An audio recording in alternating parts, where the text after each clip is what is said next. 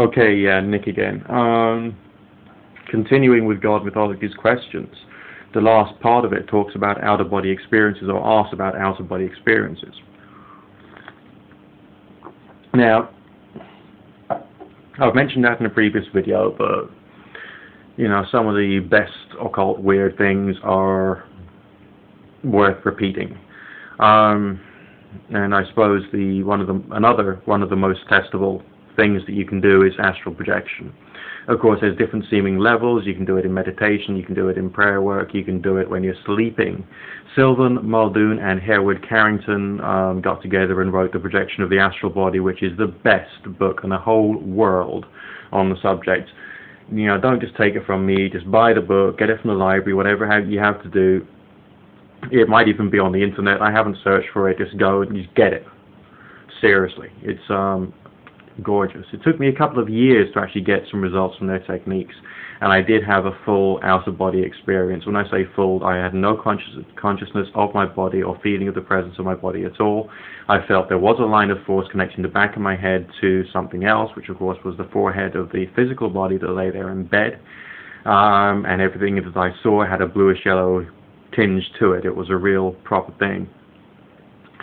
And I could walk anywhere, just like I could walk around the physical world. But I could also change my emotional state and actually levitate, just try and generate the feeling that one would get accompanying a flying dream, that kind of feeling of gentle euphoria, I'm rising, but to do so with visualization and without the use of words. You know, you don't describe to yourself, I am steadily moving upwards. Maybe when you're training yourself or in the early stages of sleep, you can do that. When you're actually out there in the spirit body, so to speak, you just do it through generating the state of mind of flying, and you focus your attention on a place, and you seem to be able to get there, and at various different speeds. Again, Sylvan Muldoon spoke about the 3 speeds of astral projection. You can go there either seemingly instantaneously, or you can seem to be flying at great rates with a feeling of a wind rushing past you, and these seem to be true. Or there's the other level, which you just like walk around or float around at a relatively normal rate. If there's someone you have a strong bond with, emotional bond with, you can sort of like reach out your arm and go to them and look along your arm and towards them sleeping, and then that sort of moment just seems to have or give the experience of sharing dreams with someone. I don't know how else to describe it. I mean, that's what seems to occur. Again, can I, from these experiences, then extrapolate and say that my soul is immortal?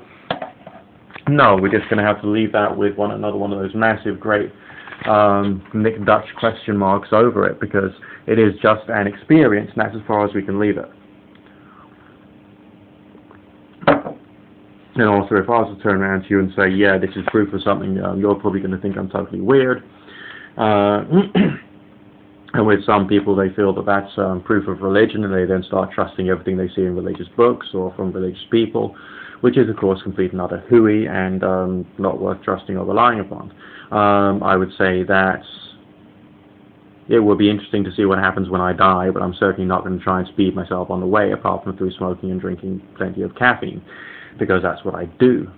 You know, if you just practice out-of-body stuff in meditation, again, you can have interesting things coming through to your visualization, interesting things coming through to your imagination when you're doing these sort of like path-working type exercises. But again, you know, it's almost impossible to say what the results are. All you can do is carry on experiencing it, carry on experimenting with it, and seeing what kind of apparent results. I mean, every time I use the word results, I mean that within, in inverted commas. So, what more can I say? Just go and do it. I have shared dreams with people. There was one time when there was this twisted little fuck up in college. I liked him. I still do like him. I just haven't seen him because he just sort of became even more twisted than me at a certain point in my life. And when I was in my first year, I actually did an astral projection to him, and I dreamt I made it the dream that I'd met him in the dance hall, and I grabbed him by his shirt and I was shouting at him saying, you got to work harder, you got to work harder. And of course, I went for a Christmas drink with him about a couple of years later, and he told me that he had this weird dream in his first year of university where Nick met him in the dance hall and grabbed him by the shirt and shouted at him, "You got to work harder, you got to work harder." So again, you know, we get these weird coincidences which seem to demonstrate that yes, there is a connection between consciousnesses under some weird circumstances, but you got to like practice with prayer, meditation, different types of concentration, different moods of concentration, get yourself a mind machine and learn how to use that. I mentioned that in one of my Altered States of Consciousness videos, because that seems to be, I mean, I can't say it is essential, but it seems to be essential towards success, or to try and get a result. Essentially, anyone who turns around to you and says, like, astral projection is proof of God is just like one of those. I mean, you're on YouTube, for crying out loud. This is the greatest place that people come out with weird ideas and weird theories. And I'm sure you've viewed some of the extreme Christian videos, and these people are believing stuff which has no evidence whatsoever, and there's lots of people who take teeny-weeny, itsy-bits of information or of experience and extrapolate that to a massive model of the entire universe, which essentially can't be done, and is irrational and intellectually inappropriate to do that.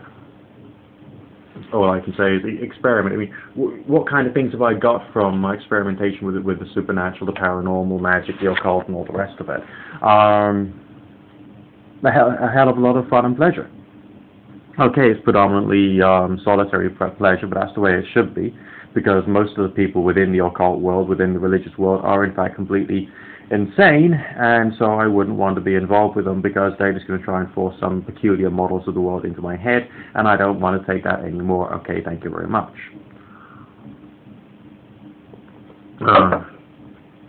Okay.